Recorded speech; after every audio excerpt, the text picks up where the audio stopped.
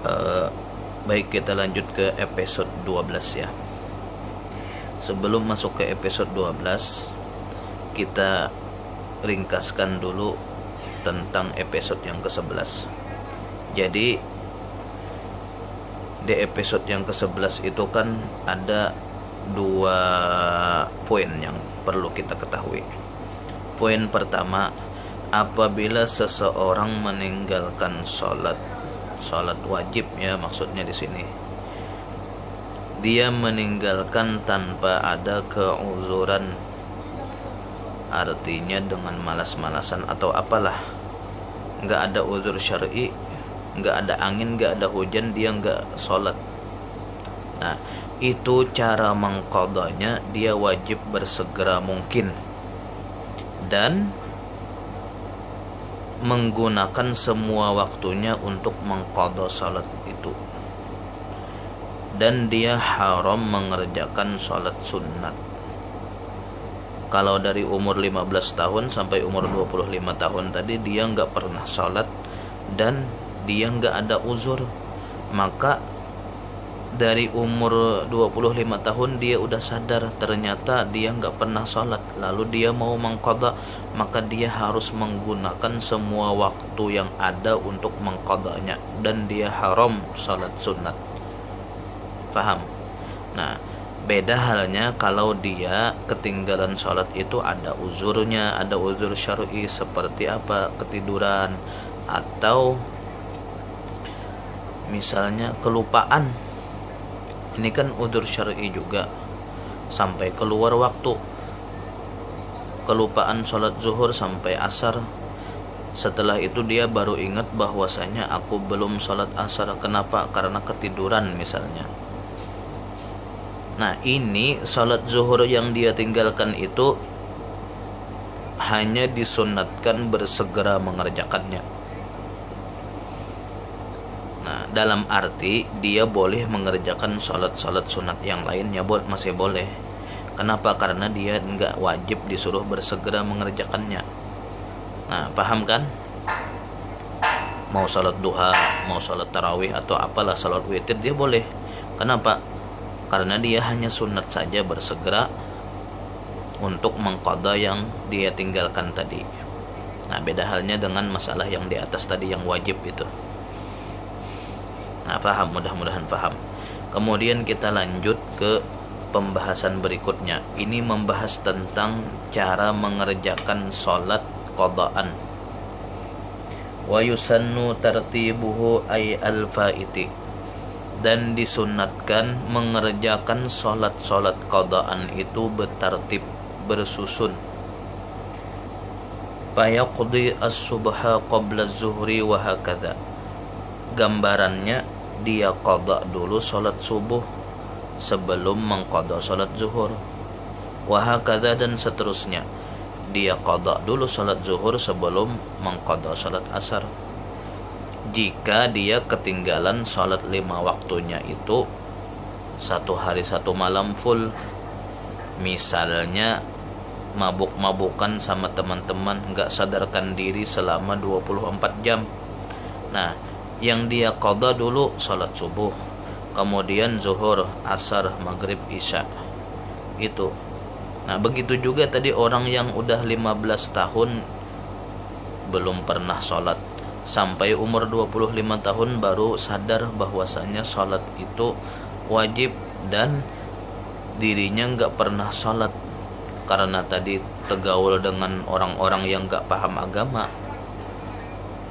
Bagaimana qadaannya? Nah, jadi dia setiap hari kalau pengen mengqadha itu menggunakan waktunya semuanya untuk mengqadha salatnya itu harus bertertib.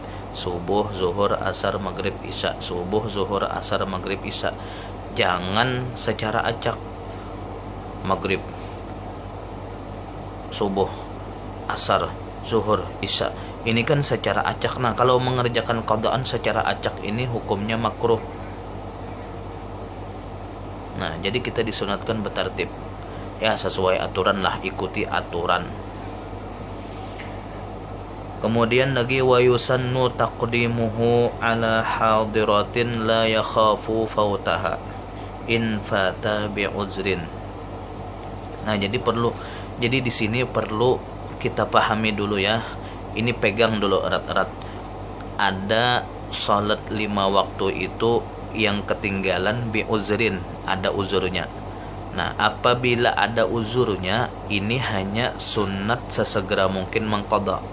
Apabila kita ketinggalan sholat 5 waktu tanpa ada uzur, maka ini wajib bersegera mengqadha.